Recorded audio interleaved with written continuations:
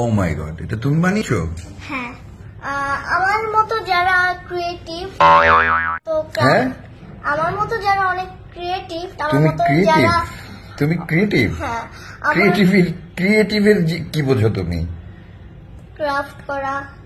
হ্যাঁ, ক্রাফট করা ক্রিয়েটিভ? তুমি আর কি কি ক্রাফট করেছো?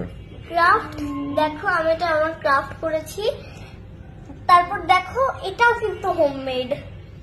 দাঁড়াও, এটা তুমি বানিয়েছো? হ্যাঁ। কি এটা?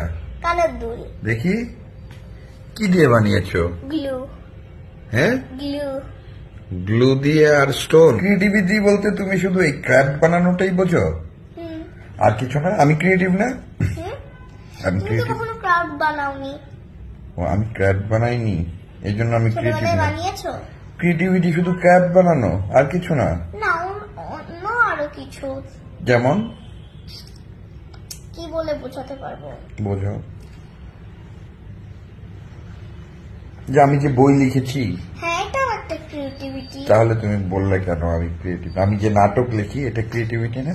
হ্যাঁ, এটাও একটা আবার ভাইয়া যে বক্সিং করে, ওটা কি ক্রিয়েটিভিটি? ওটা ক্রিয়েটিভিটি না, মানে ওটা অ্যাথলেটিক। ওটা ওটা বক্সিং না, একদম অত ক্রিয়েটিভিটি না, ওটা অ্যাথলেটিক খেলাধুলা। ঠিক আছে? বাট দেখেছো, বাট কানের দুলটা কিন্তু অত সহজে বাড়িতে বানানো যায় না, কেউ ওই আইডিয়াটা পায় না।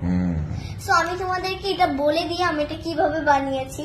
কিভাবে? সো ফার্স্টে আমার কাছে একটা টয় থাল ছিল, এতটুকু একটা থাল ছিল বড়। এটা এইভাবে বলো না, এটা একদিন বানিয়ে দেখিও সবাইকে, তাহলেই হবে। না, আগে বলি, তারপর ইন্টারেস্টিং করে বানাবো। এটা তোমাদের সবার অনেক ইন্টারেস্টিং। আজকে বলে দিবা, তারপরে আবার আরেকদিন বানাবা, হ্যাঁ তো ঝামেলা হয়ে যাবে।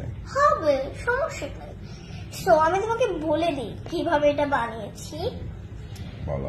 সো এটা আমি বানিয়েছি একটা থালের মধ্যে। আমার এতটুকু একটা থাল আছে, এই থালটার মধ্যে আমি একটু গ্লু ঢেলেছি।